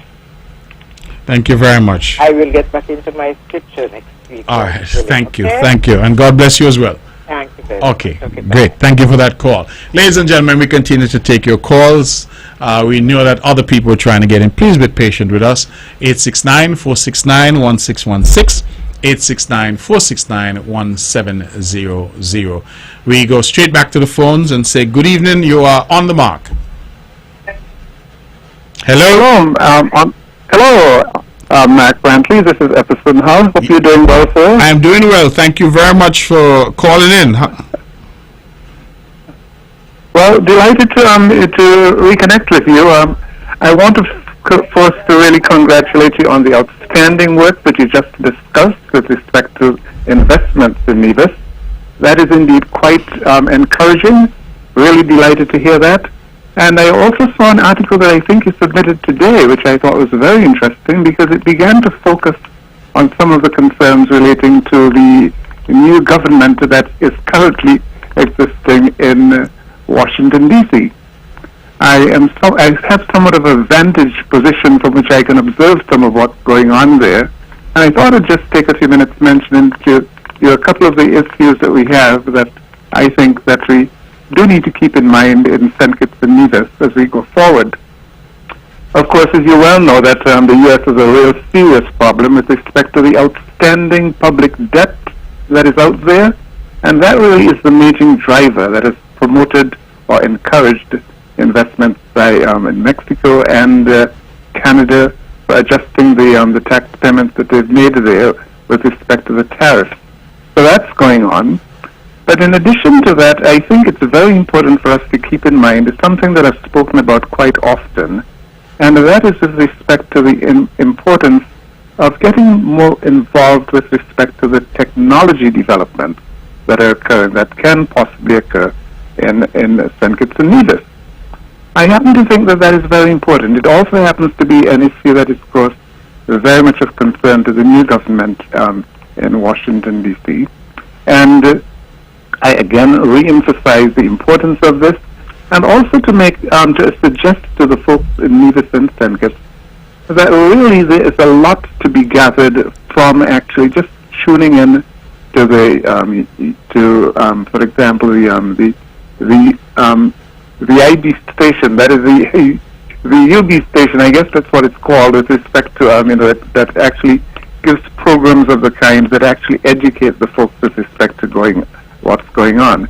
I think the technology component is of paramount importance, and I do believe that it's possible to get these procedures introduced at the high school level and certainly at the university level, which I think would really get us on track, because I don't think that enough attention has been given to the developments in technology. That is one area in which the U.S. has a real comparative advantage, because its per capita income is running away from the rest of the world, and a lot of it has to do with the lead that it has taken with respect to technology. So that's going on. China, of course, is doing well, and of course it's close to the U.S., but it hasn't really accomplished the level that the U.S. has, in large measure because it hasn't really dedicated a great deal of funds to actually supporting the individual. So I think that matters a great deal. In the case of St. Kitts and Nevis, we do have we have our own situation in which we can actually evaluate the goods and services that are produced in St. Kitts and Nevis. Now, some people would likely frown on the fact that we actually, what I like to think of, that we're actually selling, or selling out citizenship. But I think we really need to think of this as any other product that's being sold. It's a highly valued product, and there are consumers out there who are willing and able to purchase it. And I don't think we should really frown from this, because in a lot of ways, the countries that are really coming after us and raising concerns, we have a lot of those coming off in Europe. But if you think of the U.S. and how they have handled a situation like that, you have a massive outflow of persons from the West Coast, from Los Angeles, moving to Texas and Miami. And that really is something that is encouraged in some way, because it generates income flowing to countries states that are doing much better.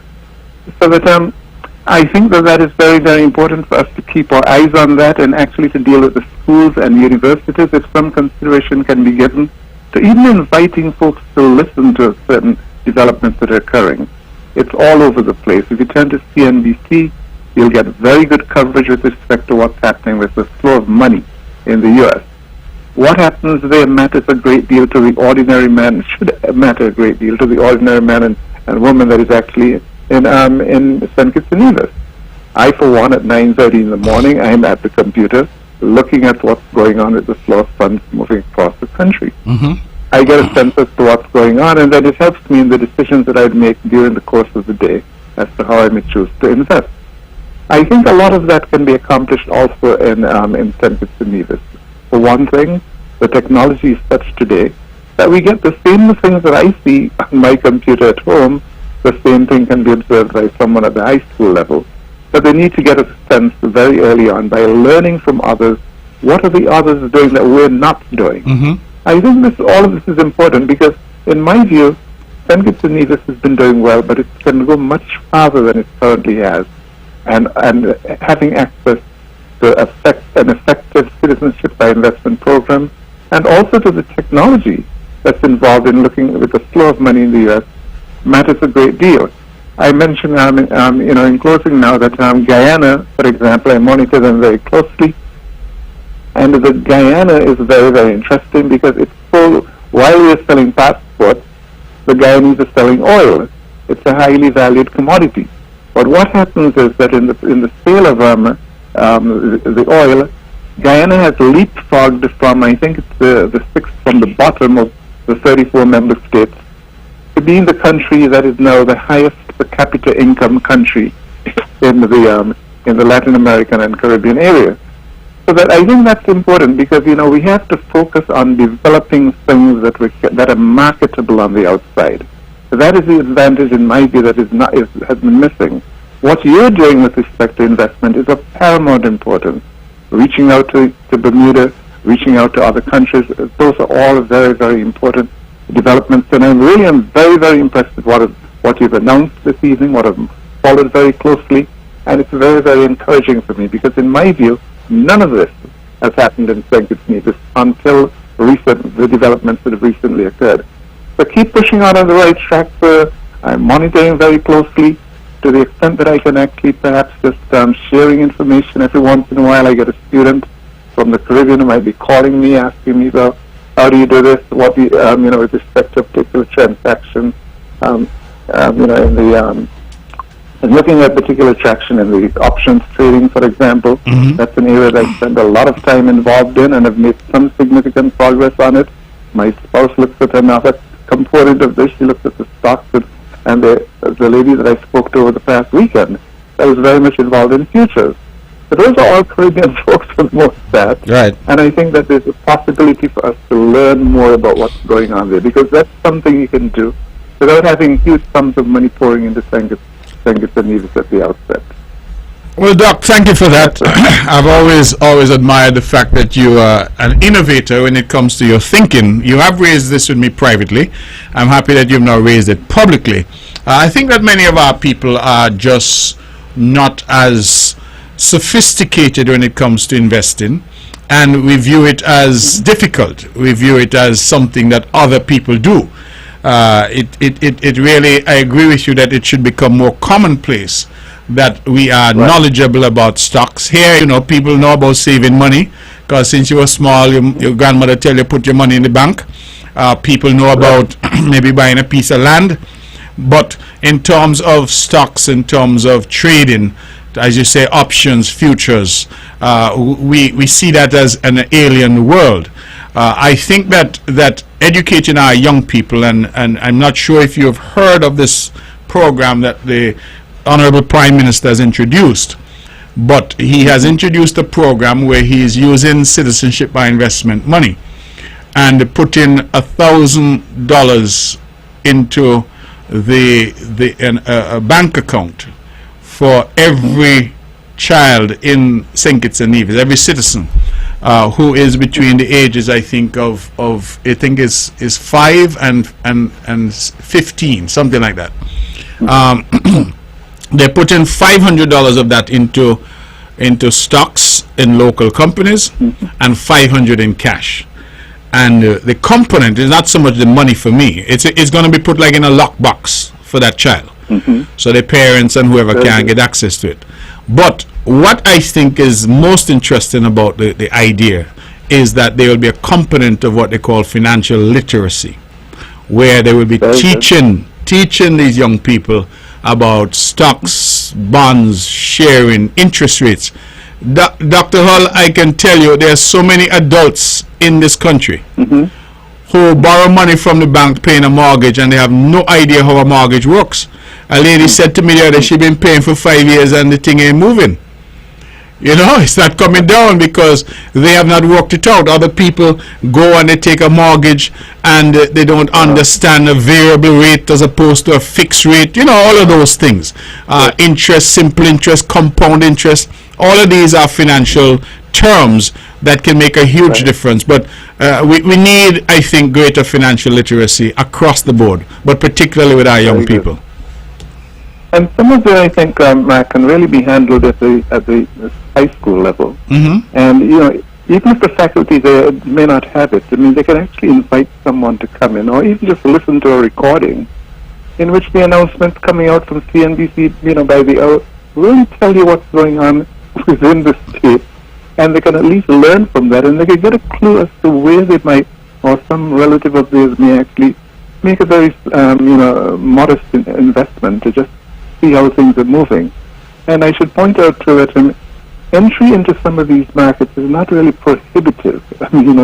Some of it can be entered at very, very low levels. Of course, as one does better, they can then venture out in much more expansive areas. But getting your feet wet and getting an understanding, I think, both at the high school level and at the university level, will begin to change this philosophy that is right across Latin America and the Caribbean. Latin America's got the same problems that we have in St. Kitts and Nevis. All of those countries, Brazil, Argentina, the whole gang, you look at the per capita income levels, it's way down, it's well below that of St. Kitts and Nevis. And in large measure, it's because they do not have a pay-for-performance plan in which the people, the individuals themselves, in those larger countries can actually benefit.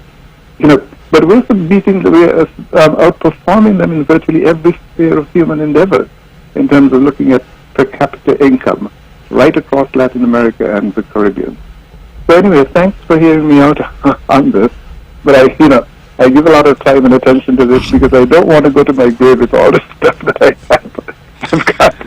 I'm looking at my office. I do a lot of work from at home office. Sure. I've got 13, 13 frames of receipts that I've received for outstanding performance in various areas. Because I've put a lot of this in over the years, and I really want to see some of this handed down to someone else who can share this and begin to, because we've got to have this if we're really going to move from where we are in terms of getting where we can possibly go. Okay. So that's my thinking All right. on all of this. Thank you very much, Take Dr. care. Everson Hull. Thank you for your call. Thank you for always your love for Nevis and your willingness to give back from your vast knowledge and experience. Thank you very much, sir. You're most welcome, sir. All right, good. It is now 31 minutes. It looks like 31 minutes past the hour of 9 o'clock, and we're going to continue to take your calls. I thought that was a very important call from a very important person. That's why I allowed him to speak, because he has vast knowledge on financial matters. Dr. Everson Hull from the metropolis of Bath. He would have made history. I believe he was the first PhD in economics from Howard University, a man from Bath. I think Nevis people need to hear these things so that they understand the greatness that so many Nevisians have achieved. From Bath, and he always used to tell me about Teacher Dinah. That's where he would have come from, and he went on to become the first PhD graduate in economics from Howard University in the United States, the capstone, as they call it. I always have time for Dr. Everson Hull because he always has some idea to impart, and I believe what he was trying to talk about, not just his pay for performance, which has been his mantra for a very long time, but also he's talking about literacy and teaching our people how the stock markets work and how we can get involved, and for some people even build revenue outside their regular job. As he said, it doesn't take a lot of money, and in fact I know there are a lot of people in Nevis right now who are trading on a daily basis and making tidy sums as they do it. So it is something that is worthwhile looking at and learning. I promise myself to learn myself, because I see so much happening in terms of digital currencies, in terms of Bitcoin and all of that. And the question really is, how does this all work, and how can we as a people benefit from it? So thank you very much for that, Dr. Hull. The phone lines are open. If anybody else feels like calling in, 869-469-1616 and 869-469-1700. Let me go on record, ladies and gentlemen, to thank Social Security.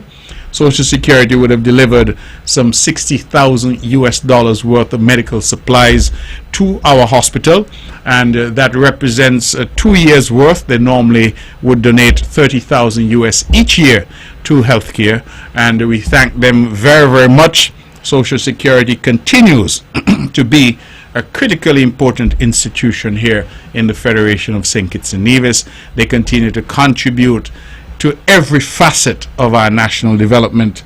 If you have, for example, a home in some areas in Nevis, you have been afforded the opportunity to have a first home. You got benefit from Social Security, loan funds that they made available. We say thank you to them. If you're traveling in one of our ambulances and Social Security would have contributed, we say thank you to them. If you go up at hospital and you're in one of their new beds, we say thank you to them. Social Security has contributed to everything. If you've had a baby, you've had maternity leave, you've had the benefits of that. If you've been sick and you've had the benefits, Social Security. I think we really ought to feel proud of this institution, and I encourage, as I always do, everyone to pay their Social Security, especially people who are self-employed. A lot of you see it as a tax. It is not a tax. It is an investment in yourself, so that when you get to the winter of your years, which if you are lucky you will reach, if God is good to us, we get to be old. If you get to that point, when you get to retirement, Social Security is there for you. And that is why I continue to tell people it's an investment in yourself, it's an investment in your security, it's an investment in making sure that you're comfortable, especially when you get to the years where you're no longer working. So, Social Security, thank you very much. And I know some reforms are proposed.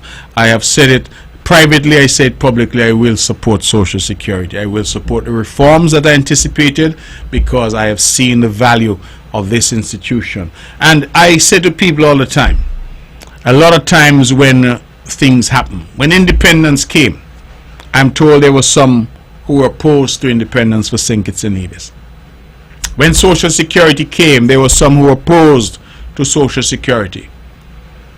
When we insisted that every student must go to school and must have free education until they're 16, some people opposed that too. I am sure that some people will oppose the reforms that are anticipated for Social Security. There are people out there who are opposed to the idea of a national health insurance scheme, something that would require us to pay into it, but something that will be there for our benefit. I believe that as a nation, we need to be responsible, we need to step up, we need to accept that there are certain critical things that we need to do, and we need to get on with it.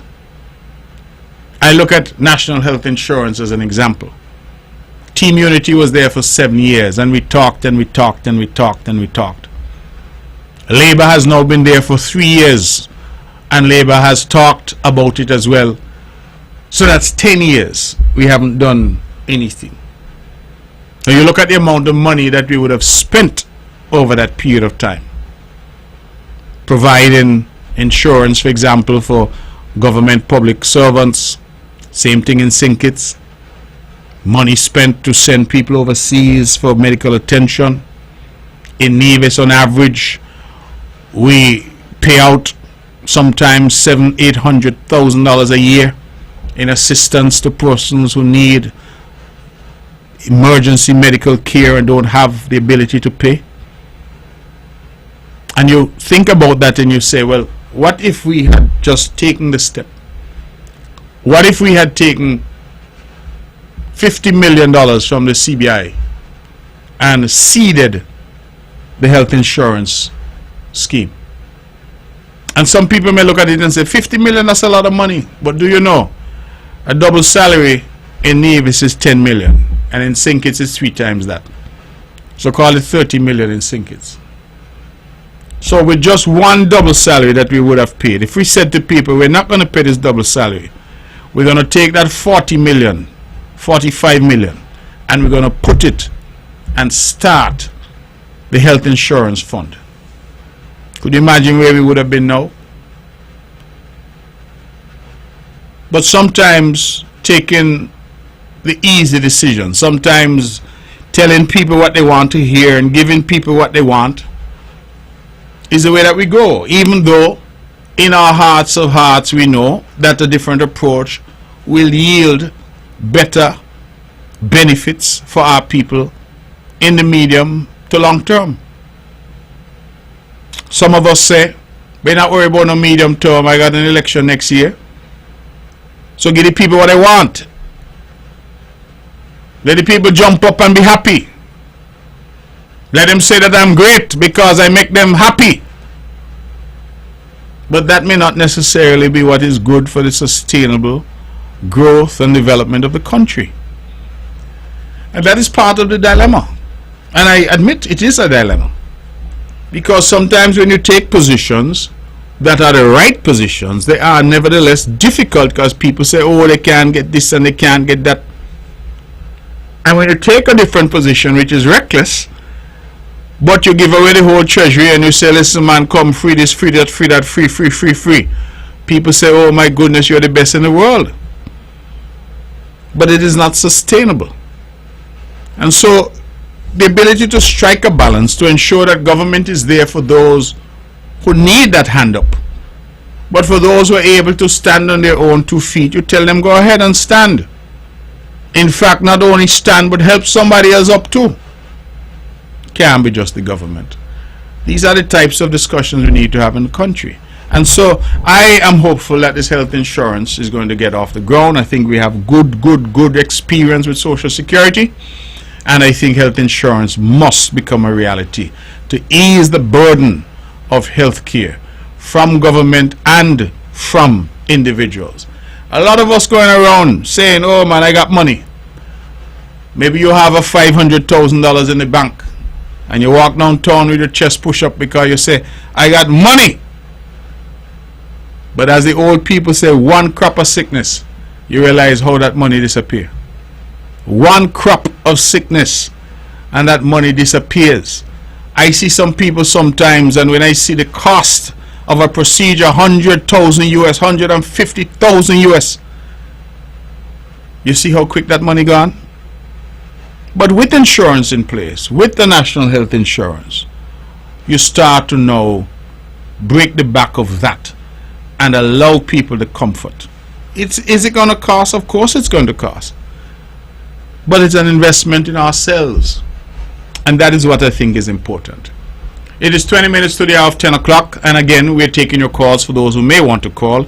869-469-1616 and 869-469-1700. I was advertising the fact that the Bank of Nevis sports meet with the high schools that it will occur on the weekend. I'm told it will involve the 3 high schools on Nevis and the Albina Lake Comprehensive School from Anguilla. They are all going to be vying for top prizes. We are inviting one and all to come out and to be there as part of it. I had a call from Bankia. I had a message from another lady, I think Mrs. Roberts, I believe. I hope I got that right. But they asked me to talk about it. They say they're part of the CSS PTA, Parent Teachers Association. And I am also talking about it because I think it's an excellent meet. And I hope that people will come out in their numbers and be a part of it. Just to advise that we have had some issues with the lights at the Mondo track. I spoke today with the minister. He did indicate at cabinet last week that the lights had been shipped. And so in my press conference, I did say that the lights are here, but I misspoke. It appears the lights have been shipped, in fact, but they have not yet arrived. And so we are hopeful that they'll be arriving any day now and that the necessary repairs will be done. So I like to give accurate information. So where I am inaccurate, I try to correct that. And so I did say in my press conference that the lights had arrived. I am now told that they are on their way and should be here shortly. And so I want to correct that, but just to say that we are working on remedying the problems there and to ensure that our sports days can move ahead and move ahead in an efficient manner. And so I want to thank Minister Troy Liebert, who's our minister who's dealing with these matters, and ensure that we can move that needle and move that forward and get it done. Ladies and gentlemen, we have been talking about several different things tonight. I was particularly inspired by Gabriella Brantley and her team, and the fact that we had some young people who called in talking about youth inspiring youth and youth helping youth. And something that really struck me that I think is important to reiterate is the fact that she's saying that instead of sometimes sitting back and complaining, seeing a problem but pointing out the problem without a solution, not stepping up and offering a solution yourself, not stepping up and solving the problem yourself, leaving it and saying that it is somebody else's job.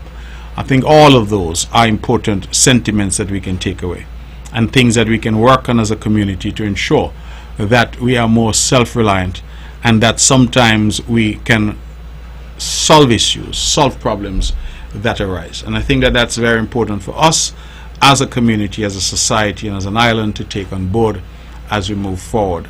And so I really, really enjoyed that conversation, and I want to invite and see more young people sounding their voices, not being shy, not being reserved, not succumbing to this cultural idea that somehow you ought to be quiet, but rather to lend your voice, lend your energy, to support, to develop, to assist in ensuring that Nevis is the Nevis that you want, because ultimately it belongs to you.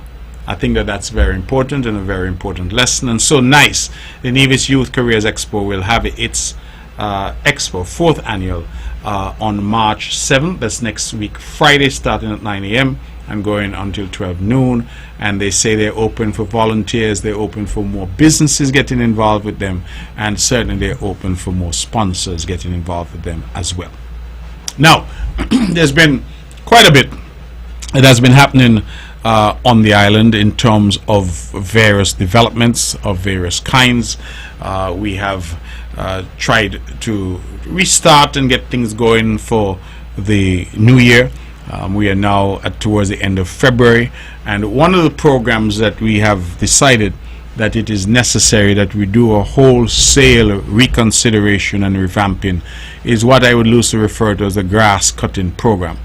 We have introduced, of course, a number of people across this island who are tasked with cutting the sides of the roads, cutting fields, etc., and we are revamping that program. Let me take this call and then come back to that. Okay, we've lost that caller. Caller, please call back in. 869-469-1616. 869-469-1700. I sincerely apologize for that, but once you call in, we'll take your call. Going back to the point I was making, we have embarked on an exercise to try our very best to revamp that program. We have seen that there are some abuses and some excesses in that program. We see individuals, for example, who have 5, 6, 7 different ministries that they're working under on that program. Sometimes when you put the various pay together, it is quite staggering. The public would be surprised to know that that program has been costing the taxpayers of Nevis several million dollars each year. And so this is something that we need to address as we look at wastage, as we try to get more from the limited resources that we have. These are all issues that we are trying to look at. And so I believe that we'll say more about that in subsequent discussions, but certainly I can put the public on alert that this is something that we're looking at, because it has just been subject to far too much waste and far too much just abuse. Let me take this call. It is about 12 minutes to the hour. Good evening, you're on the mark. Hello, good evening, Mr. Mark. Good evening to you. How things, man? Things not bad at all. Who's this? Jamaica. Hey, what going on? I be things that go on a yard and I be things that go on in Jamaica, you know. I remember the last time I speak to you about fatal shooting. Yes. And I see that fatal shooting is now on the rise. It is on the front foot over in Jamaica, because we've gone about 53 days in the year and we've gone over 50 murder. It's just like a one a day in terms of fatal shooting. So when you did have raised that to me the last time, I had indicated to them whenever I speak to them, like beyond the headline, or whichever station I speak on, I indicate, say, I speak to you on that night when you speak about the fatal shooting, and shooting has been frequently over in Jamaica. I didn't sleep that night after you speak to me, you know. And compared to what you said to me, it is on the rise. It is escalating more than ever now. Well, I saw a debate there concerning body cams. What's happening with that? There is about 760 body cams, and we have about 1,400 members. So sometimes the discussion around body cam is like, it isn't sufficient enough body cam, and sometimes the operation are Yes. mobilized, and there is no body cam at that specific operation, so you can't get a footage, so there are things left behind. Residents are dissatisfied, the members have been saying another thing, the residents have been saying another thing, but it's just like not comfortable out here. So I saw some videos surfacing about, police officers going into certain neighborhoods in Jamaica, trying to execute warrants, trying to do their job, and Yes. I see residents coming and actually attacking the police. So what is leading to that? Well, that some of those recent incidents, what you look at, it's major, like a top man or a dan. So those are the things come on a top man and dan. So when the police come in for a top man, the community responds negatively. All right, we have lost that caller. It's unfortunate, because he calls in from Jamaica and always has a very, very interesting perspective. So, call, I apologize if you can call back in. I would appreciate it very much. We have 10 minutes left in the show, so we certainly would be able to accommodate you. Number again is 869-469-1616 and 869-469-1700. But always interesting to hear what's happening in the rest of the region. I've been checking my phone religiously because I'm trying to find out what the result is in Anguilla. I'm not hearing that yet. Anguilla has a very good system now. It's all electronic, and that system allows them to know almost immediately what the results are. I'm checking here, my source is telling me that some of the results, the voting ended late because they said that people were still in the line at Island Harbour and West End. So those two districts came in late. But Anguilla is going to be interesting. I'm told it's a nail biter over there. So if anybody has any early information, I can call in. I'd appreciate it very much. But I've been checking online to see, and it looks like they don't yet have a result. I will wait and see what happens. But it's very close. And Anguilla is an interesting thing because the incumbents, the government, I think undoubtedly has done an excellent job in terms of infrastructure. They have a massive airport facility that they're doing. They have done, a new cultural complex there, Lansom Bowl. They've done a lot of roads and various developments that have happened there. I think a new school that I saw there some time ago. I was there, and they have a beautiful new school there. They have at Blowing Point, the ferry terminal is really state of the art. They've done a lot of work, but you hear the cry that, somehow that's not important, that the infrastructural development is somehow not important. And it's a debate that we're going to continue to have, not just in Anguilla, but even here in Nevis or St. Kitts and all around the region. Because I asked somebody the other day, do they really feel that people look at the performance of governments? Do we look at the performance in terms of measuring the performance? This caller just calling from Jamaica, and I follow politics all around the region. And in Jamaica politics, the Andrew Holness administration is credited with doing some pretty amazing things in terms of Jamaica's debt, in terms of Jamaica's economy, in terms of Jamaica's foreign currency reserves, and where Jamaica is now compared to where Jamaica was. And they had a chap there who I think is probably one of the most brilliant minds in the region, Dr. Nigel Clark. I think he has now gone either to the World Bank or to the IMF. But he was the Minister of Finance. Interestingly enough, he was not really a politician. He's a technocrat, but he was given that all-important Ministry of Finance. And he did a phenomenal job based on the numbers. But yet you hear Jamaicans bawling and saying, oh boy, they say nothing and that ain't nothing, and they say, no, go on for me. But the numbers tell a different story. So it's always interesting as to that mix, because you always have to have a mix of, obviously you have to perform, but you also need that mix of that common touch, the ability to be in touch with people, and the ability for people to feel you and know that you genuinely and truly care. So it's not just about numbers. So that's really an interesting thing, because I'm watching to see what happens in Anguilla, because that seemed to have been the sort of debate in Anguilla, that a lot of the infrastructural development that happened somehow wasn't as important, and moving the needle in relation to those things. Of course, Anguilla hit the jackpot because Anguilla was assigned the AI domain name, and that is now yielding for Anguilla tens of millions of dollars directly to the government. In fact, they anticipate that that's going to increase exponentially, because .ai is now as popular, or becoming as popular as .com. And so .ai is all about Anguilla. Anguilla has the domain name. They're the ones who own the .ai, and that's generating a lot of money in Anguilla. So it's going to be rather interesting to see how that works and how that all pans out this evening. And I'm sure, based on their electronic system there, it brings me though to a question here, and that question is whether or not it is time for us to move to an electronic system as well, so that people can go in, punch in their vote on that electronic voting machine, and then we have the results tallied and the results available almost immediately once the polls close. We all know, and I have been at the receiving end of it for the last God knows how many elections. I contested my first election as a by-election occasioned by the tragic death of the late great Malcolm Gishard.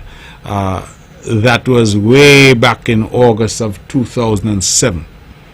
And then I had elections in 2010, 2011. That one was stolen, so we went to court. We went back in 2013, 2015, 2017, 2020, and 2 in 2022. So I have been there. I have done more elections in my political life than many who have been in politics much longer than me. And every single election that I have contested, I have had to wait until sometimes the next morning. When I say the next morning, I mean when the sun come up, to find out what my result is. I understand that I have been the target of the opposition here in Nevis since I entered politics.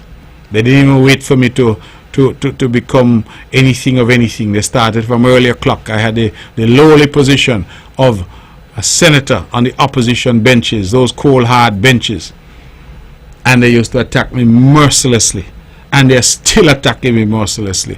I've gone from a boy to a man in this politics, and it's still the same. Somebody said the other day that the CCM is concerned about and challenges and takes on the NRP. The NRP is concerned about and challenges and takes on Mark Brantley. That is the difference between the two parties. We are not involved in personalities on our side. We don't see anybody in NRP that's worth our time or effort to say we are fixating on them. But every single commentator for NRP, you wonder sometimes. In fact, even when Vance Amory led CCM, he was the leader, but I get all the cuss. I wasn't the leader, you know. I wasn't the person making the decisions for CCM. Vance Amory was the leader, but it was always about Mark Brantley, and it remains to this day about Mark Brantley. That ongoing fixation, I don't know what you want to call it. One election we had a song, Mark, Mark, Mark, Mark, Mark, Mark, and that is just the case.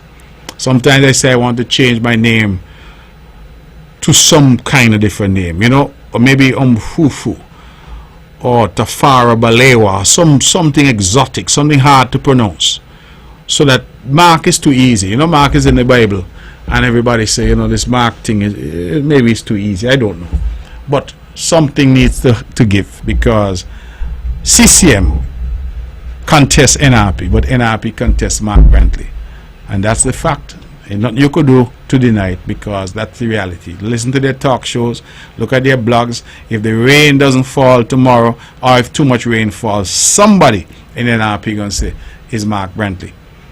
They can't help it. No matter what it is. Donald Trump gets elected, Mark Brantley. Keir Starmer gets elected in England, Mark Brantley. Somehow involved. It is always back to Mark Brantley. And I look at it sometimes, and frankly, if we weren't involved in a very serious business of politics, it would be comical. It would really be laughable. The way that this constant, you can't have a talk show. In fact, this talk show provides the basis for a lot of other talk shows. Whatever is said here is taped and repeated and regurgitated. And someone said to me recently, they said, you know, if you attack somebody every day, you think you're hurting them? You're not hurting them, you know. You're helping to build their brand. Because you talk about them and talk about them until everybody outside know who they are. And I always recount this time when Alexis Jeffers and I went to visit a lady. I believe it was up in Fountain, I believe. And the lady said, oh my God, are you near Mark Brantley? Lord, them talk about you every night. And she wasn't a supporter of CCM. But I had name recognition, because I'd been given name recognition by the NRP. Imagine that. Ladies and gentlemen, the band has struck up. And when that happens, it means we have to go. This show has been interesting. This show is rebroadcast tomorrow at 1 p.m. right here on Vaughan Radio. And remember that next week, Friday, March 7th, the place to be would be at NICE, NYCE, Nevis Youth Careers Expo. Go out and support our young people. And of course, this weekend, the place to be is the Mondo Track for the Bank of Nevis sponsored championships of the high schools here. 3 high schools in Nevis will vie for the crown, and they will have with them the Albania Lake School out of Anguilla as well. Before I sign off, let me just check my phone one last time to see if there's a result from Anguilla, and there's no result. That's our show. Good night. Thank you. God bless you. Get home safe if you're traveling. If you're home already, have a good night. Gene Claxton, enjoy the rest of your birthday. And Xavier, happy birthday tomorrow, my little brother. God bless. Good night.